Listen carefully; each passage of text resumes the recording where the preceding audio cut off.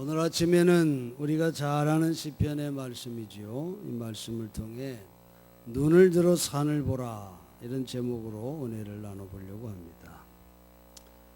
요즘 유행되는 말이 눈높이라고 하는 말이잖아요. 눈높이 학습, 눈높이 교육 이런 말들을 많이 하는데 이것은 인간관계에 적용되는 그런 말인 줄로 압니다. 그런데 여러분, 하나님과의 관계를 형성하기 위해서는 내 눈높이만큼 내다보는 것이 아니라 성경은 말합니다. 너희 눈을 높이 들라. 눈을 들어라. 그렇게 말하고 있어요. 시편 기자는 오늘 본문 1절에 눈을 들어 산을 보라고 말합니다. 또 창세기 15장 5절에 보면 하나님은 아브라함에게 이렇게도 말합니다. 너는 눈을 들어 하늘의 별을 보라.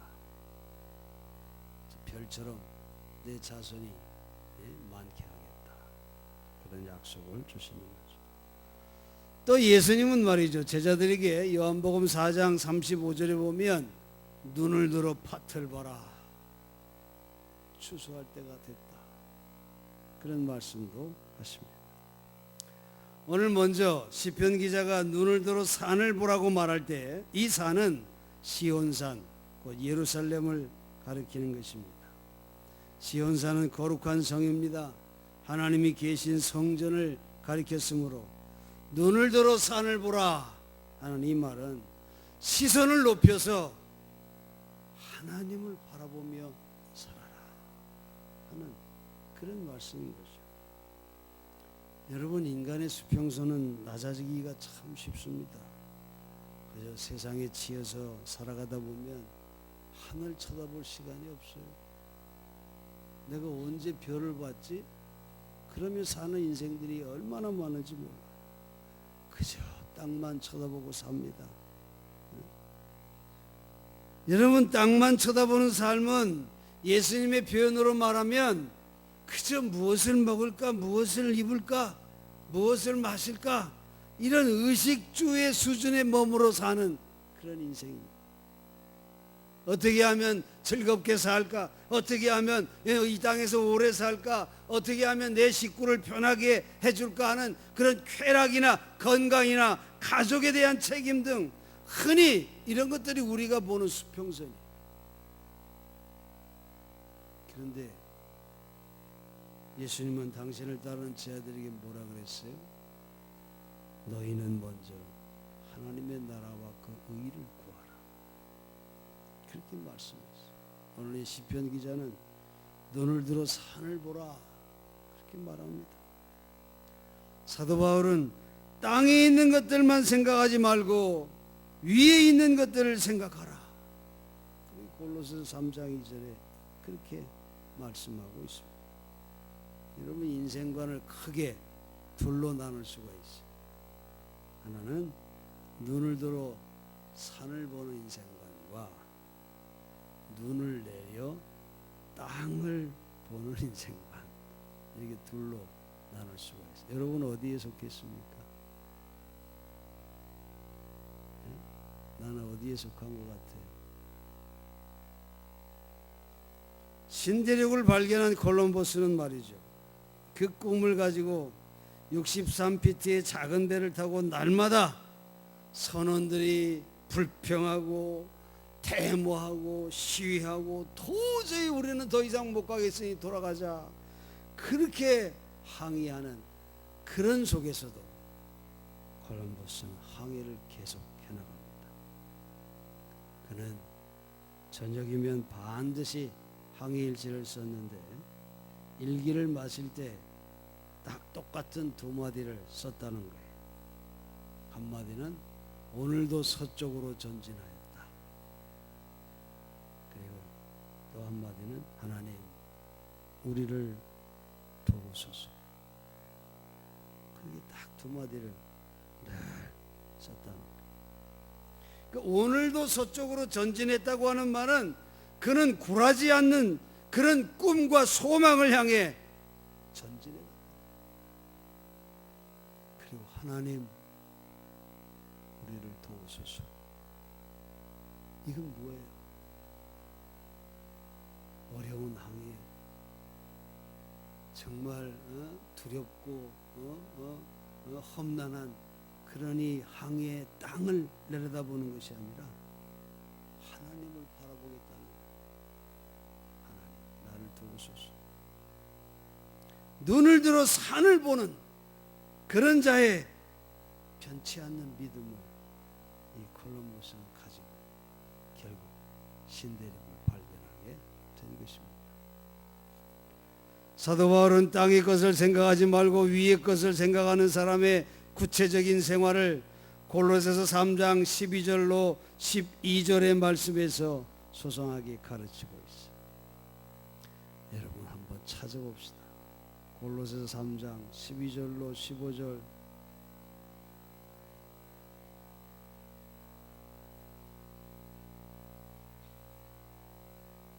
위의 것을 생각하는 사람의 구체적인 생활의 모습은 어떤 모습이어야 하는가?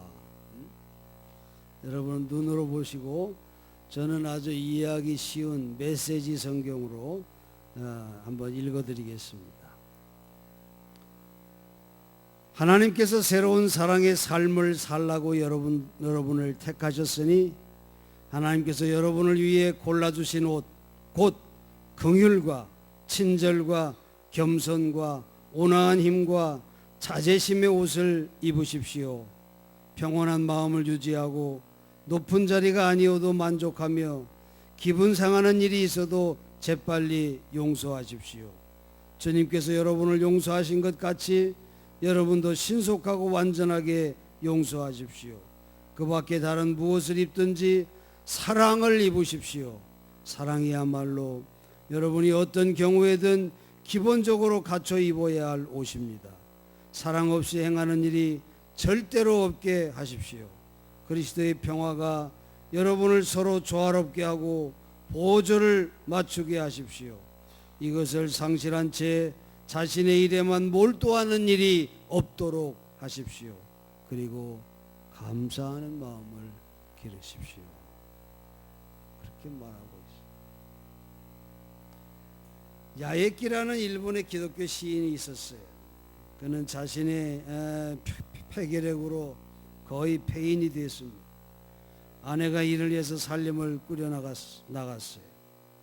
근데 하루는 7살 난 외아들이 있는데 학교에서 돌아오면 그는 언제나 혼자 놀았습니다. 어느 날 이 아이가 아버지에게 명랑하게 말하는 거였어요. 아빠, 나는 하나님하고 공놀이해요. 아니 그게 무슨 소리냐? 이렇게 물으니 아들은 신나서 대답을 합니다. 내가 하늘로 공을 던지면 하나님이 그 공을 잡아서 나에게 던져주세요. 교회 학교에서 하나님을 배운 아이의 그 순진한 상상이었지만 이 야에키 씨는 자신의 신앙을 돌아보는 계기가 되었다고 그렇게 간증하고 있습니다. 여러분, 눈을 들어 산을 본다고 하는 것은 영의 시선을 하나님께 맞추는 것입니다. 그리고 모든 것을 하나님께 묻는 것입니다. 그리고 하나님의 명령에 귀를 기울이는 것이 하나님과 함께 살고 주님이 나의 친구요 나의 아버지요 나의 동반자가 되는 삶을 살아가는 자의 모습이 눈을 들어 산을 보는 자의 모습인 것입니다. 두 번째로 한밤중에 하나님은 아브라함을 천막 밖으로 나가게 해요. 그리고 눈을 들어 하늘을 보라 그렇게 말합니다. 어두운 하늘에 무수한 별이 반짝이고 있었습니다. 하나님 아브라함에게 내가 너의 자손을 저 하늘의 별과 같이 많게 하리라 그렇게 약속하시죠. 그 당시 이미 늙은 아브라함에게 대를 이을 자손이 없는 그런 상황이었습니다.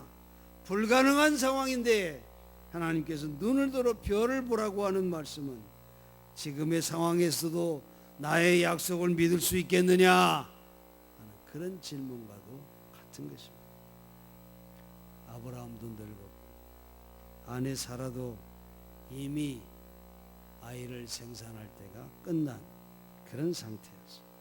임신이 불가능한 그것이 바로 상식인데, 이런 현실 속에서 너의 자손이 하늘의 별처럼 창대하리라고 하는 내 약속을 너는 믿을 수 있느냐?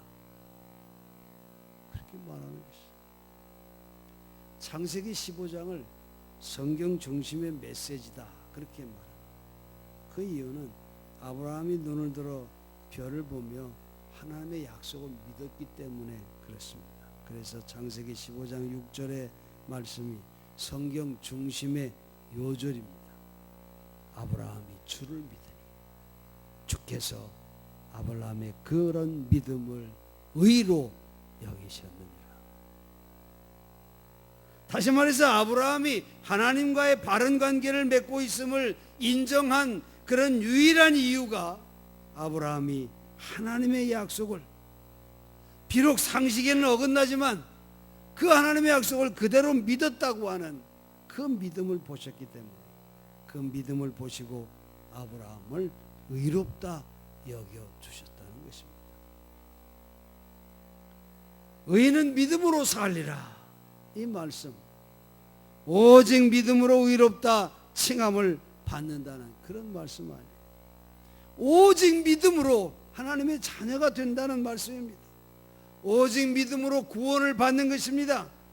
이런 구원의 진리를 여러 각도에서 불어 해석한 것이 바로 로마서요, 갈라디아서요, 바울 신학인 것을 우리가 알 수 있어요.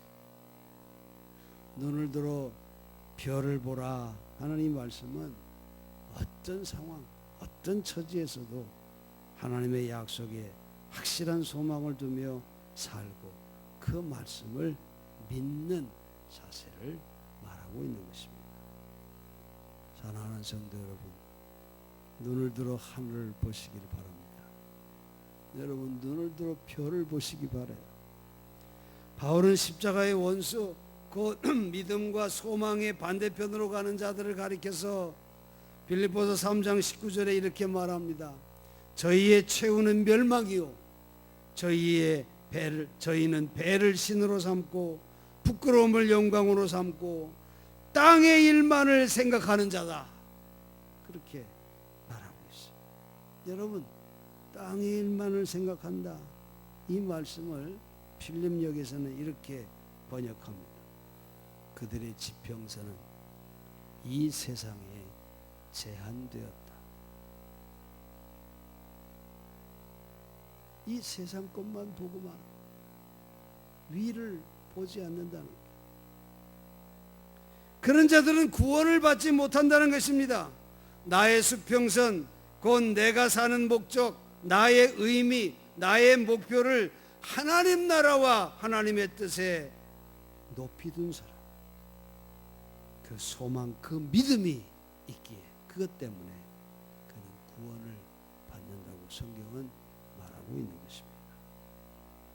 여러분, 누가 구원받고 하나님의 나라에 갈 수 있을까요? 세 가지로 요약해 볼 수 있어요. 첫째는 죄를 완전히 회개하고 예수 그리스도를 통해 용서함을 받은 자, 그가 천국에 가는 것입니다. 그가 천국 시민이에요. 그는 눈을 들어서 하나님의 약속, 곧 별을 보았기 때문에 그렇다는 것입니다. 그리고 두 번째는 땅의 것에 포로가 되지 않고 하나님 나라와 그 의를 따르는 자, 그가 바로 천국 시민이다 하는 것입니다. 그는 눈을 높이 들어 높으신 하나님의 뜻, 하나님의 별을 보았기 때문에 그런 것입니다. 그리고 셋째는 그 생활 속에 성령의 열매, 그 갈라디아서 5장 22절 23절에 나오고 있는 9가지 열매, 사랑과 기쁨, 평화와 인내, 친절과 선함, 온유와 절제, 이 9가지 열매를 맺는 자, 그가 바로 천국 시민인 것입니다. 그도 눈을 들어서 하나님의 말씀, 곧 별을 보고 순종의 삶을 살았기 때문에 그 열매가 맺혀지는 것이죠. 끝으로 예수님께서는 눈을 들어 제자들에게 밭을 보라 그랬어요. 이것은 예수께서 수가성에 들렸을 때에 우물가에서 사마리아 여인을 만나서 전도하시고 음식을 사러 거리에서 나갔다 다녀온 제자들에게 하시는 말씀입니다. 주님이 시장하실까 봐 걱정하는 그런 제자들에게 주님은 이렇게 말씀하십니다. 나의 양식은 나를 보내신 분의 뜻을 행하고 그분의 일을 이루는 것이 내 양식이니라. 그렇게 말씀하시면서 계속해서 제자들에게 너희는 넉 달이 지나야 추수 때가 된다고 하지 않느냐? 그러나 나는 너희에게 말한다. 눈을 들어 밭을 보아라. 이미 곡식이 익어 거둘 때가 되었느니라. 그렇게 말씀하십니다. 여러분, 이 말씀은 예수님의 종말적인 발언입니다. 제자들이 생각할 때는 추수 때가 아직 넉 달이나 남았다고 봅니다. 그러나 그리스도의 눈에는 이미 곡식을 벨 때가 임박했다는 것입니다. 사람들은 신의 심판이 아직 멀었다고 생각합니다. 그러나 심판의 날은 임박했다고 주님은 말하고 있는 것입니다. 여러분, 어쩌면 회개할 기회도 잡지 못하고 심판을 받을는지도 모릅니다. 여러분, 어쩌면 손잡고 화해할 기회도 갖지 못하고 심판을 받을는지도 몰라요. 인생은 짧다고 하는 거 우리는 압니다. 우리 인간의 생명은 정말 연약하고 하잘것없습니다. 내일 일을 알지 못하는 인생입니다. 안개와 같이 삽시간에 사라지고 말 그런 삶이 우리의 삶입니다.